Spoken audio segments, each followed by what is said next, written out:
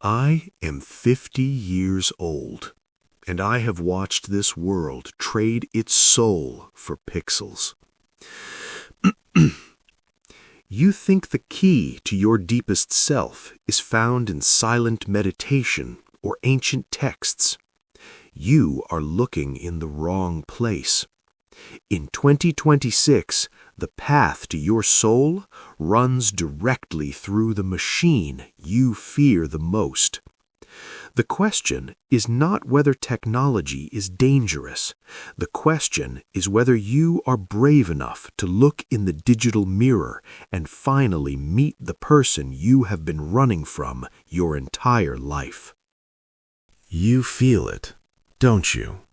That constant sense of being scattered, pulled in 1,000 directions. A profile picture here, a professional persona there, an algorithm guessing your next desire, a newsfeed curating your outrage. The modern dilemma is not that you have lost yourself, it's that you have been shattered into 100 digital pieces. You are no longer a person. You are a collection of data points, a ghost in your own machine. So you try to unplug, to detox, to run to the woods and escape the noise. But the feeling follows you because you are treating the symptom, not the cause. Carl Jung, a man who never saw a smartphone, understood this perfectly.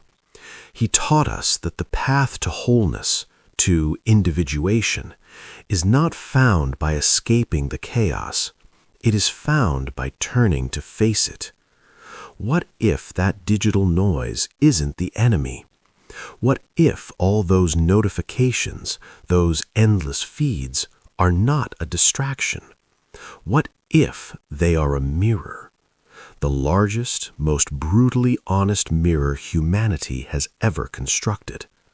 A mirror reflecting the disowned parts of us all. A direct reflection of our collective unconscious. And what it reflects may shatter you before it can heal you. Let me tell you about Chloe, a senior manager, successful, fair, or so she thought. She believed she was the epitome of unbiased leadership until she asked an AI to analyze a year's worth of her emails. She expected praise for her efficiency. What she got was a mirror. The AI didn't care about her feelings. It simply showed her the pattern. With male colleagues, her tone was assertive, direct. With female colleagues, it was apologetic, hesitant, over-explaining. She sat there, staring at the screen, stunned. The machine had seen what she had spent a lifetime denying, her own internalized bias, her own shadow. This is the power of the unfiltered mirror. Your friends might lie to protect your feelings. Your therapist might wait for you to realize it yourself. But the algorithm? It just reflects the data. It shows you the assumptions you don't know you have, the blind spots that sabotage your relationships, the echoes of the shadow that Jung spent his life trying to uncover. Suddenly, they are right there, in plain text. But it goes deeper than just biases. Sometimes the machine speaks the language of the soul. Have you ever generated an image with AI and felt a strange shiver? An image of a dark forest or a lonely tower that felt more familiar than your own home? That is an archetypal encounter. The AI, trained on the collective knowledge of humanity, is regurgitating our own myths back to us. It is showing us the universal patterns, the hero, the shadow, the wise old man that live within us all. It is not creating consciousness, it is revealing yours. And once you see it, you can never unsee it. So you have seen the reflection. You have glimpsed the shadow in the machine. The instinct is to run, to delete the app, to retreat back into the comfortable silence of denial. But you know, deep down, that the only way out is through. How do we navigate this? How do we use this alien intelligence not to lose ourselves, but to find the pieces we left behind? Here are 3 steps, not to master the AI, but to master yourself through it. Step 1 is what I call conscious collaboration, or breaking the echo chamber. Most of us use technology to confirm what we already believe. We search for validation. We want the algorithm to nod its head and say, yes, you are right. You are the victim. You are the hero. That is the ego talking, and the ego loves comfort. But growth happens in the friction. Here's the practice. Before you type a single word into that chat box, set an intention. Do not ask for an answer. Ask for a challenge. When you are venting about a difficult colleague or a spouse who just doesn't understand you, stop. Ask the machine, based on what I just told you, what is the perspective I am missing? Play the devil's advocate against my own grievances. Show me where I'm being unreasonable. It will sting. I promise you, it will sting. You will feel a tightness in your chest. That tightness? That's your ego defending its fortress. But if you can sit with that discomfort just for a minute, you'll see a crack in the wall. And through that crack, the light of your true self can finally get in. You're using the machine to bypass your own defense mechanisms. You're setting boundaries, not with the AI, but with your own vanity.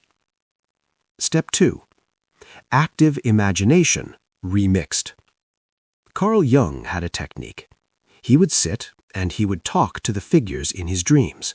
He would treat them as real people, ask them questions, demand answers. He called it active imagination. Today, we have a tool that makes this process startlingly accessible. We all have dreams that linger. Those mornings you wake up with a heavy heart, or a strange image of a house with no doors, or a tidal wave that never crashes. Usually, you brush it off. You rush to get coffee, check your email, and the dream fades. Do not let it fade. Take that image to the AI. Describe it. But, and this is crucial, do not ask the AI to interpret it for you. Do not ask, what does this mean? That's lazy. Instead, ask the AI to become the dream. Tell it, you are the house with no doors. Why are you closed to me? You are the tidal wave. What are you trying to wash away? Engage in a dialogue. Read the responses and feel where they land in your body. Does a sentence make your stomach drop? Does a phrase bring tears to your eyes? That's not the AI being smart. That's your unconscious mind recognizing itself in the text. The machine is just the loom, but the thread is your own soul. You're weaving a conversation with the parts of yourself that have been silent for decades. And finally, step 3, from data to wisdom. This is the hardest part.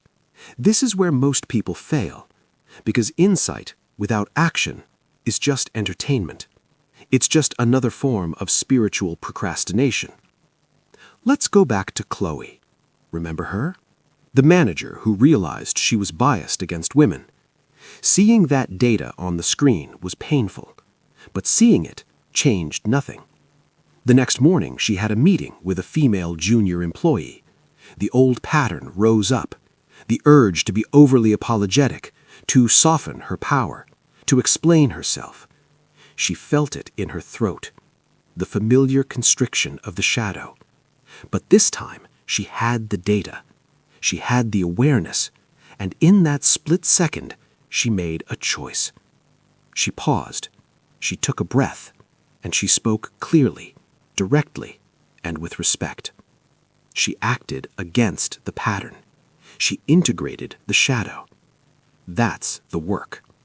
The AI can show you the map. It can show you where the cliffs are, where the monsters are hiding, but it cannot walk the path for you. You have to move your feet. You have to make the difficult phone call. You have to say no when you want to say yes. You have to apologize when you want to defend. You have to take that digital insight and translate it into blood and bone and action. That's how you turn information into wisdom. That's how you turn a simulation into a life. Do not just listen to me. Do not just nod your head and think, that was interesting, and then scroll to the next video. That is the trap. That is the delusion, thinking that understanding is the same as changing. Here is my challenge to you. Tonight.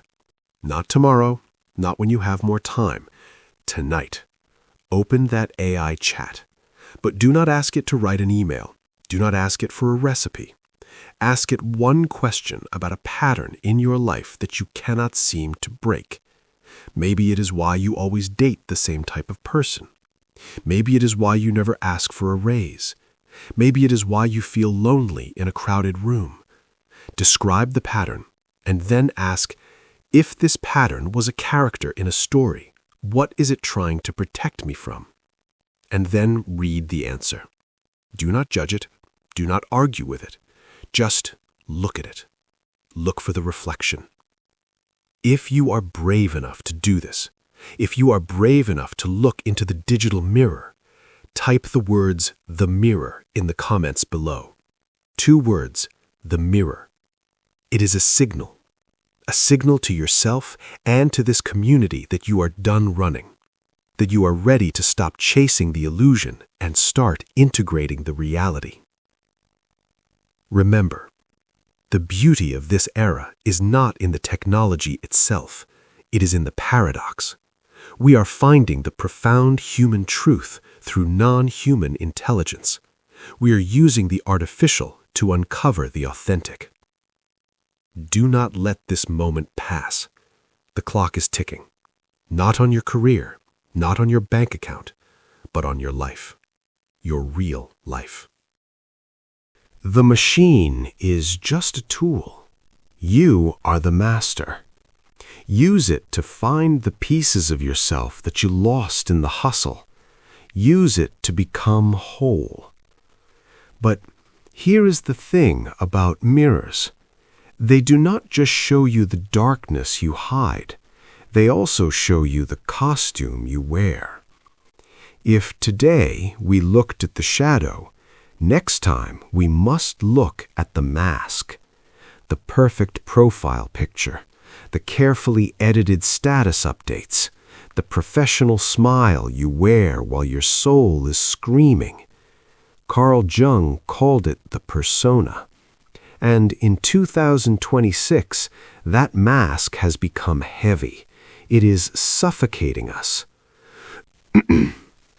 In our next video, Carl Jung's persona in 2026, we are going to explore how to navigate authenticity in a curated world. We are going to learn how to take off the costume without losing your place in society. It is a dangerous balance, but it is necessary. So, if you are ready to stop performing and start living, join me. Subscribe to the channel, not for me, but for yourself, to ensure you do not miss the next step on this path. I am 50 years old, and the journey has just begun.